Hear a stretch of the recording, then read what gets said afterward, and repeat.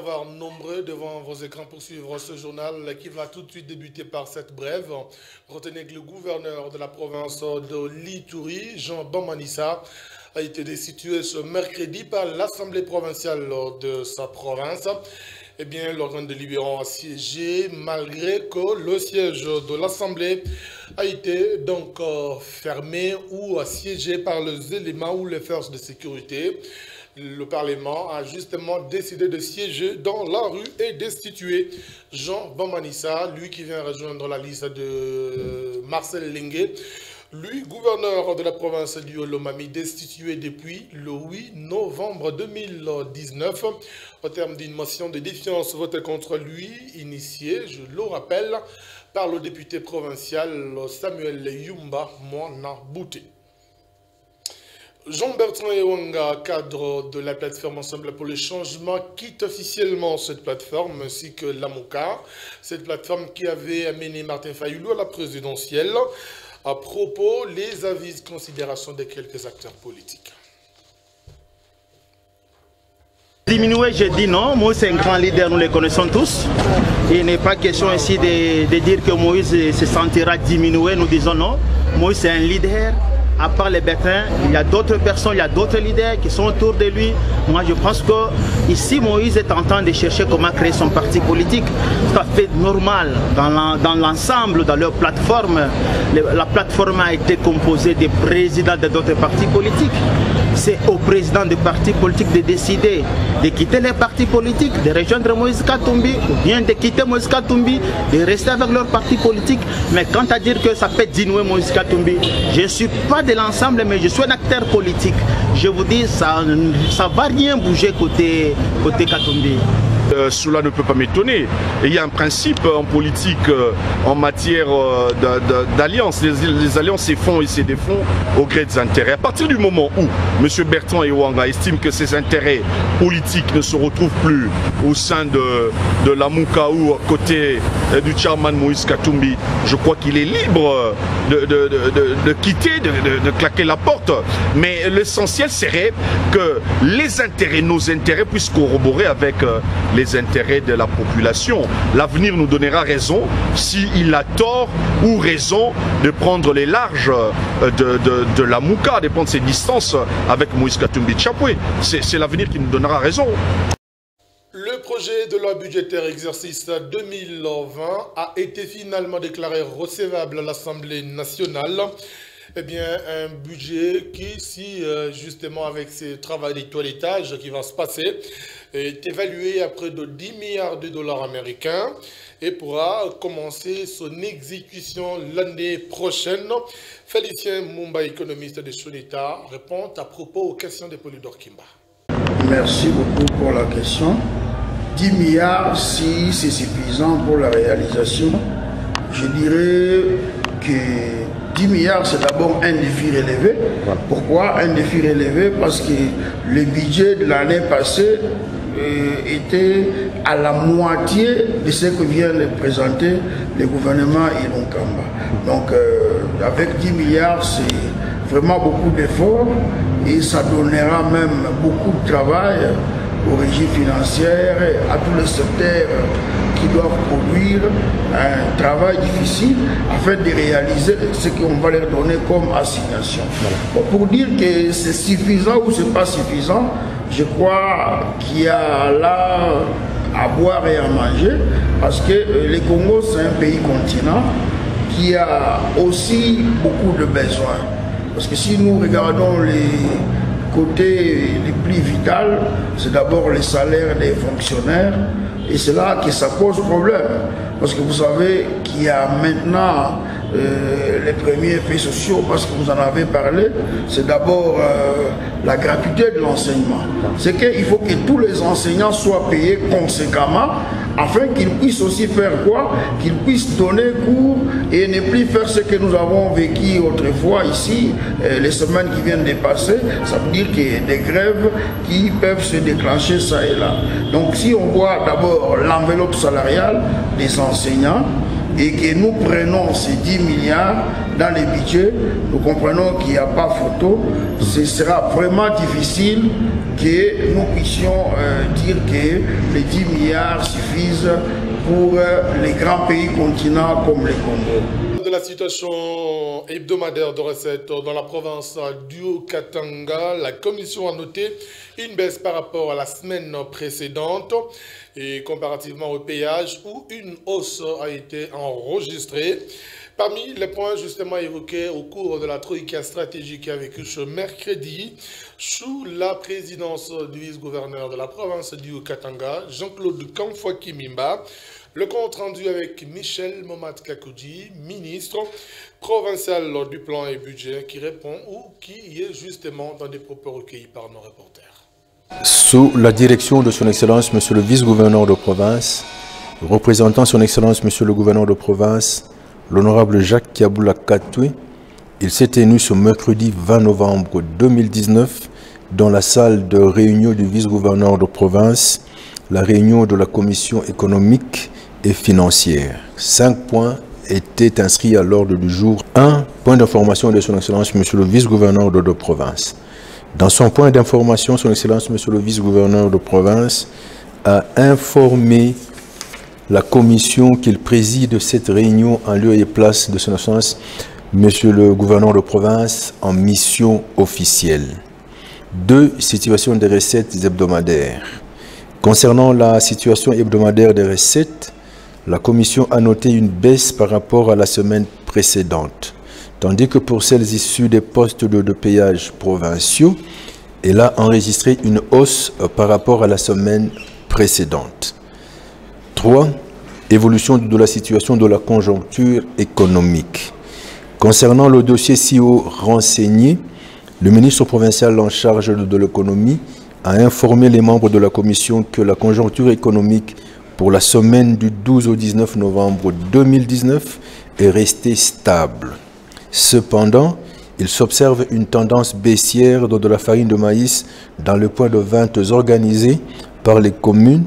Néanmoins, certains points de vente ont connu une rupture de stock.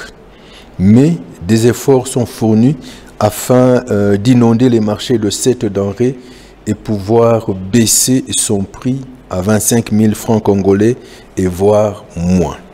Commencé à 9h30, la réunion a pris fin à 10h40. Le ministre provincial de l'Intérieur, Bobo Maloulou, a réuni ce mercredi les deux parties, du moins on peut dire en conflit, après la scène qui s'est déroulée le vendredi 15 novembre dernier sur l'avenue Kachavubu dans la commune de Lubumbashi. Une scène macabre, purement filmée par des personnes où un policier a été filmé en train de braquer une arme sur un civil. Des précisions dans cet élément de reportage. Ces images sont devenues virales sur la toile. Elles montrent un homme tiré de force de son véhicule par deux policiers qui lui administrent des coups avant de le jeter à l'arrière d'une Jeep de la police. Face à cet acte de brutalité, le ministre provincial de l'Intérieur et Sécurité s'est saisi du cas à la demande de l'autorité provinciale qui tient plus à la collaboration entre les forces de l'ordre et la population. Le patron de l'Intérieur et Sécurité, Bobo Maloulou Kalungwe, a confronté les deux versions. La victime sur ces images s'appelle Alberto Chinyemba Sangula. Cet agent de l'OCC est accusé par le policier d'avoir tamponné leur véhicule, ce que ces derniers nient. J'ai été poursuivi par les policiers.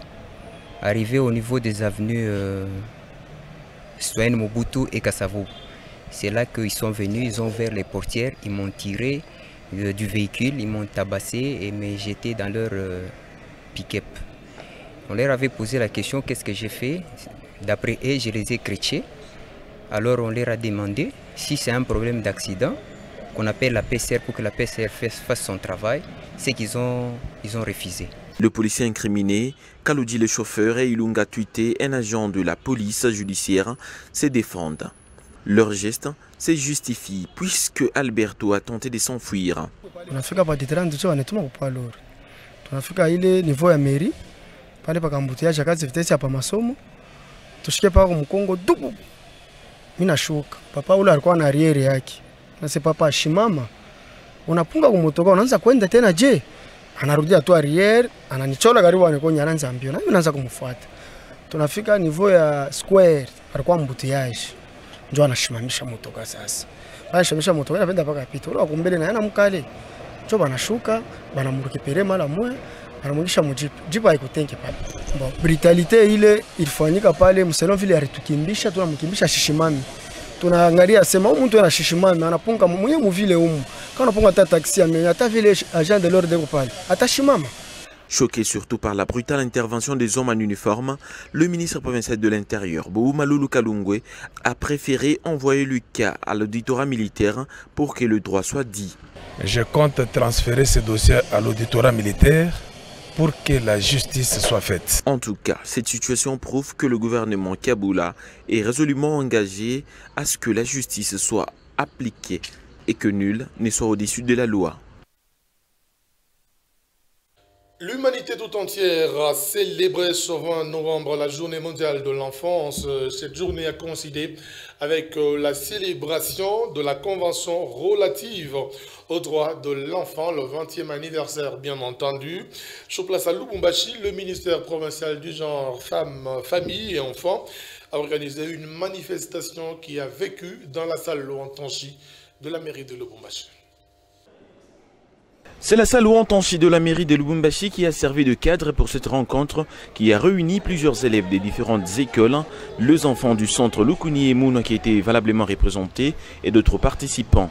Dans ce mot, le chef de division du genre a remercié les participants en rappelant aux enfants que le ministère du genre est toujours là pour les accompagner. Dans ce mot, le ministre provincial en charge du genre, l'honorable Nathalie Azizamounana, a rendu un vibrant hommage au chef de l'État pour sa vision pour les enfants de la République et le gouverneur pour son implication dans le social et surtout dans l'encadrement des enfants. Elle a par la suite demandé à l'assistant de soutenir le gouverneur de province dans la prière car ce dernier s'y préoccupe toujours de leur protection. En ce jour de célébration de la Journée mondiale de l'enfance et du 30e anniversaire de l'adoption par l'Assemblée générale des Nations unies de la Convention relative aux droits des enfants, je vous invite à vous approprier toutes les actions concertées en votre faveur. Sous la vision du président de la République, son Excellence Félix Antoine Tshisekedi Tshilombo, qui milite pour la promotion de vos droits. Par ailleurs, je vous recommande de soutenir en prière notre vaillant gouverneur de province, l'honorable Jacques Kiaboula Katoué, afin que Dieu l'aide à réaliser tous les projets planifiés au bénéfice de tous les enfants de notre province. Pour rassurer sa prise en compte par notre gouvernement provincial, je vous souhaite une très bonne fête et vous encourage à continuer à dénoncer toutes les formes d'injustice et des violations des droits commises à l'endroit des enfants. Notons par ailleurs que la troupe Nzembela a été de la partie avec un sketch sur la scolarisation de la jeune fille. C'est par une série de prises de photos souvenirs et un cocktail dînatoire que la cérémonie s'est clôturée. On aborde le registre de la sécurité dans la ville de Lubumbashi. L'insécurité bat son plein. Au quartier Tabakongo, nous sommes dans la commune Kampemba. Dans la nuit de ce mercredi 20 novembre 2019, les malfrats ont opéré dans plusieurs ménages de ce coin. Pas de perte en vie humaine, sauf quelques biens qui ont été emportés. Boutros Banzakitenge.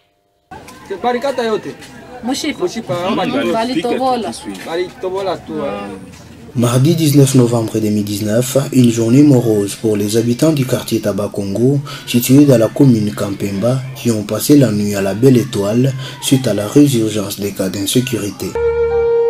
Ce jeune homme, responsable d'une alimentation, a été victime de vols par des personnes non autrement identifiées qui l'ont même poignardé au niveau de la cheville. Mambo yenye lipitikana hapa tuliingiliwa usiku na maana ilikuwa ine abandi wanatuingilia hapa ndio wanaingia wananifanzia mambo ya wizi wanaenda wananipiga kisu mguu wananibeba na franga zote hapa wananyanyasa sana wananibeba na matelefoni franga zilikuwa nishapanga na zingine zilikuwa nishapanga na maishanji vyote wanabeba na kubeba kisha na kitishio bako wanatisha mtu ukifanya hiyo ugeuke hivi tutakupiga masasi. Balikuwa navala mamaske kusura. Cinquième cas d'insécurité au quartier Tabakongo, précisément au niveau de l'arrêt Boubou, s'est propagé dans plusieurs ménages et secoue déjà l'inquiétude de la population qui ne sait pas à quel sein se vouer. Batukomanishia tuangalie kuna shii kwa kalme kama mabatenza vile bashifa mkini sasa sema mkini mshingie nini vita mela kile pale kwa kunyeta shii mimi bainosa kwanza kutua pane kumubaya nikuomba tu msaada wanisaidie nipate matunzo sababu hii kiswilingia mpaka mshipe na nitatiza sana na kusema kama hizi franga walinibeba njoo baba njoo mama sina kwingine pa kukimbilia bakinifanzia mara pili ya hivi maana mimi naisha na kimbia na kukimbia.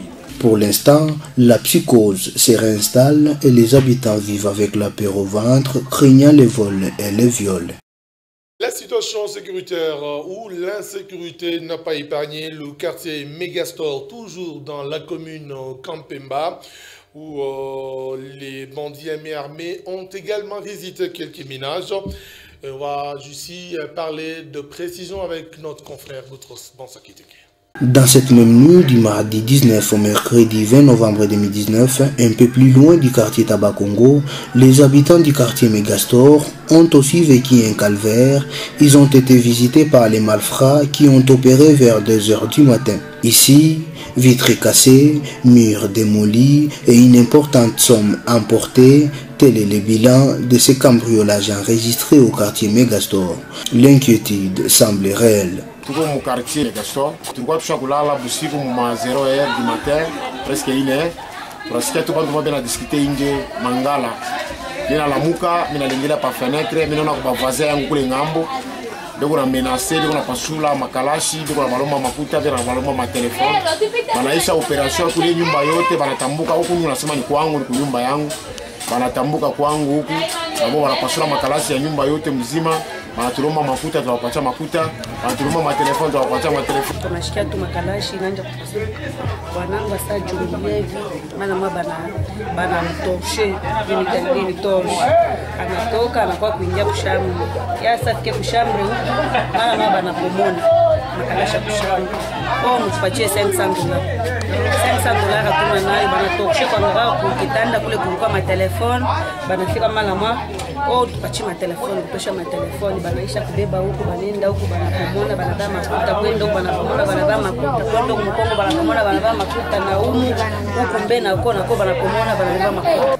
À en croire les témoignages de ses habitants, la police nationale congolaise est intervenue tardivement comme d'habitude. Après avoir balé bamouji kwenda 2 h du matin ndio ba policier banafika tunamwambia sema no hamuna na kazi Mungu nafanya mievu mnabiacha tu parce que mamoto barimipa mamoto kama barimipa inakuwa ni yenu kubeba makala. Tunaregrete sana, tunaomba bakubwa batusaidie kutuku na teswa na batoto bakubwa baraturasireke banatupatia mamoto banaleta mamoto njoo ya population banaleta majipi njoo ya population mais ile mamoto na majipi atone kazi yayo insécurité na pita batusaidie bakubwa bainchi batone tubale baka kufadhi policier ni basuta batone ko tuka baratocha hivi tutakufa bule. Pour votre information, plus de 10 ménages ont été visités par ces malfrats non autrement identifiés. Refermer ce registre d'actualité, on va parler du lancement de travaux de réhabilitation de la route Kafoubou, située dans la commune Kampemba. Ces travaux sont exécutés par l'entreprise Grec 7 et qui devra réhabiliter cette artère dans sa partie comprise entre l'arrêt Hexaco bien entendu, jusqu'au terminus de l'arrêt Megastore. Boutros Banza nous en parle dans cet élément. La route Kafoubou, située dans la commune Kampemba, présente une image de dégradation totale. Nombreuses flaques d'eau et trous béants rongent cette artère qui voit la couche de base s'affaisser jour après jour.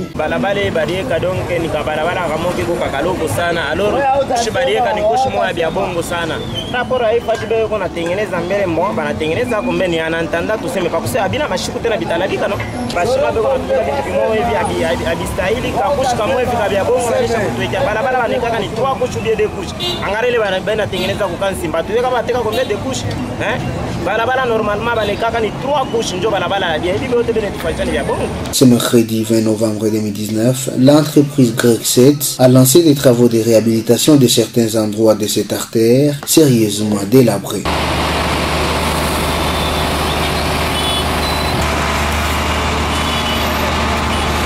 Tout est parti de l'angle des avenues du marché prolongé route Kafoubou, où les agents de l'entreprise Grec 7 ont procédé à l'asphaltage de ces coins, commençant par l'aplanissement, la pose de la première couche d'asphalte et la dernière couche de roulement, suivie de la phase de compactage.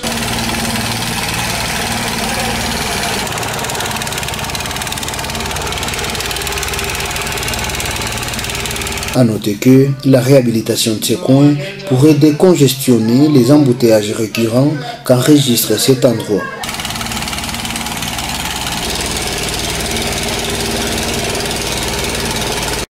Ça aura été pratiquement la fin de ce journal. À tous, à chacun, merci de l'avoir suivi. Très bonne suite de programme sur notre télévision. À tout de suite.